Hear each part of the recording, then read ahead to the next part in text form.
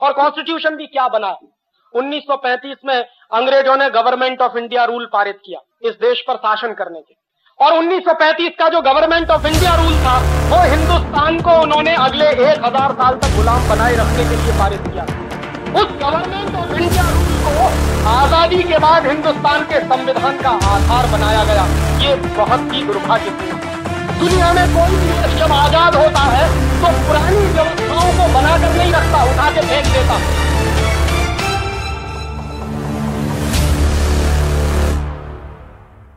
इसलिए यह सबसे गंभीर सवाल था कि 1946 में इंग्लैंड का पार्लियामेंट अगर इंडिया इंडिपेंडेंस एक्ट पारित करता है और उस एक्ट को पारित करने के आधार पर इस देश में कुछ लोगों का चुनाव होता है जिनकी संविधान सभा बनाई जाती है और उस संविधान सभा के आधार पर कॉन्स्टिट्यूशन का निर्माण होता, और कॉन्स्टिट्यूशन भी क्या बना।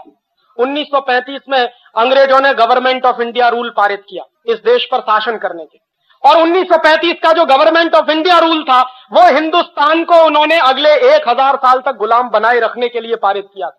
उस गवर्नमेंट ऑफ इंडिया रूल को आजादी के बाद हिंदुस्तान के संविधान का आधार बनाया गया। ये बहुत ही दुर्भाग्यपूर्ण था। दुनिया में कोई भी देश जब आजाद होता है तो पुरानी व्यवस्थाओं को बनाकर नहीं रखता, उठा के फेंक देता। फ्रांस भी अंग्रेजों का गुलाम रहा, और फ्रांस ने 1790 में जब वहां क्रांति हुई और फ्रांस की आजादी आई तो फ्रांस ने अंग्रेजों का बनाया हुआ संविधान, फ्रांसीसी लोगों ने अंग्रेजों के बनाए हुए कानून सब उठा के फेंक दिए, तब फ्रांस आजाद। अमेरिका भी गुलाम रहा यूरोप के लोगों का, और जब अमेरिका में आजादी आई, अमेरिका अपने सिविल वॉर से बाहर निकला और अमेरिका जब आजाद हुआ तो अमेरिका की आजादी के बाद भी वहां के लोगों ने अंग्रेजों के बनाए हुई जितनी व्यवस्था और कानून थे सब उठा के फेंके। तो मैंने मेरे देश के पुरखों से ये पूछने का सवाल है मेरा, और ये मेरा हक बनता है कि जिस 1935 के गवर्नमेंट ऑफ इंडिया रूल को अंग्रेजों ने इस देश पर शासन करने के लिए बनाया था उसको हिंदुस्तान के लोगों ने फेंका क्यों नहीं उठा के, क्यों उसको हिंदुस्तान के संविधान का आधार बनाया। और जो संविधान अंग्रेजों के बनाए हुए कानून के आधार पर खड़ा हुआ है वो संविधान इस देश का भला कर नहीं सकता, उस बात से मैं कन्विंस हूं। और आप देख लीजिए 1935 का गवर्नमेंट ऑफ इंडिया रूल मैंने निकलवाया और 1935 के गवर्नमेंट ऑफ इंडिया रूल को एक बाजू में रखा और हिंदुस्तान के संविधान को दूसरे बाजू में रखा। फर्स्ट एक्ट के 95 जो आर्टिकल्स हैं, अनुच्छेद हैं, उनकी भाषा जैसी की तैसी है, कॉमा फुल स्टॉप भी नहीं बदला गया। माने जो कुछ अंग्रेजों ने तय कर दिया था उसी को आजाद हिंदुस्तान के अय्याश प्रधानमंत्री ने हिंदुस्तान का संविधान मान लिया। ये आजादी कैसी आजादी। और उससे भी ज्यादा तीसरा गंभीर सवाल मैं ये उठाता हूं कि जिन कानूनों को अंग्रेजों ने हिंदुस्तान को लूटने के लिए बनाया था वो कानून आज भी क्यों चलते हैं।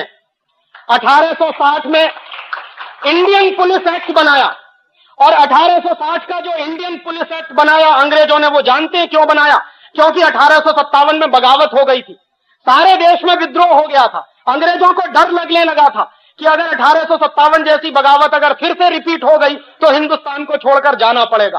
तो उस बगावत को दबाने के लिए अंग्रेजों ने पुलिस की स्थापना की और उस पुलिस को विशेष अधिकार दिए। उनमें से एक महत्वपूर्ण अधिकार था कि पुलिस वाले को डंडा पकड़ा दिया हाथ में, वो आज भी लेके घूमता।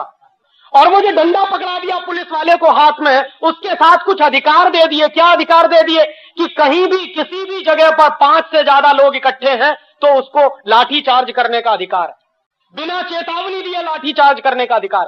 अंग्रेजों ने 1860 में ये इंडियन पुलिस एक्ट बनाया अपनी सरकार को बचाने के लिए, ताकि इस देश में बगावत ना हो और इस देश के लोगों की पिटाई करने के लिए, क्योंकि वो अंग्रेजों के खिलाफ बगावत करना चाहते हैं। वो 1860 का बनाया हुआ इंडियन पुलिस एक्ट आज 1997 में भी चलता है।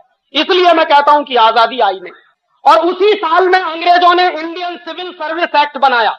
ये जो कलेक्टर होते हैं ना, ये जो जिला अधिकारी होते हैं, ये इंडियन सिविल सर्विस एक्ट अंग्रेजों ने हिंदुस्तान के गांव-गांव के लोगों से रेवेन्यू कलेक्शन करने के लिए, गांव-गांव के लोगों पर अत्याचार करके लगान वसूलने के लिए कलेक्टर की पोस्ट बनाई थी। वो कलेक्टर की पोस्ट आज 1997 में भी जारी है।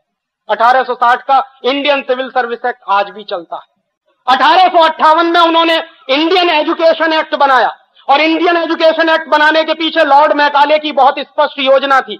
लॉर्ड मैकाले ये कहा करता था कि इस देश को अगर हमेशा हमेशा के लिए गुलाम बनाकर रखना चाहते हो तो हिंदुस्तान की स्वदेशी शिक्षा पद्धति को खत्म करो, उसकी जगह पर अंग्रेजी वाली शिक्षा पद्धति लाओ, तो इस देश में शरीर से हिंदुस्तानी लेकिन दिमाग से अंग्रेज पैदा होंगे, और जो दिमाग से अंग्रेज पैदा होंगे वो इस देश की यूनिवर्सिटीज से निकलेंगे और वही लोग शासन करेंगे तो हमारे हित में करेंगे। ये 1858 में 1858 में अंग्रेजी सरकार ने लागू किया ये एक्ट, और उसी एक्ट के लागू होने के बाद कलकत्ता यूनिवर्सिटी बना, बॉम्बे यूनिवर्सिटी बना, मद्रास यूनिवर्सिटी बना।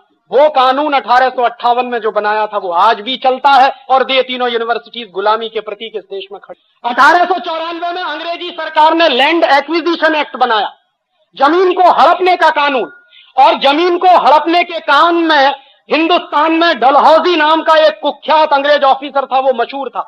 जहां जाता था, जिस राज्य में जाता था, उसी राज्य की जमीन हड़प लेता था। झांसी की स्टेट उसी ने हड़पी थी जिसके खिलाफ झांसी की रानी लक्ष्मीबाई की लड़ाई हुई थी।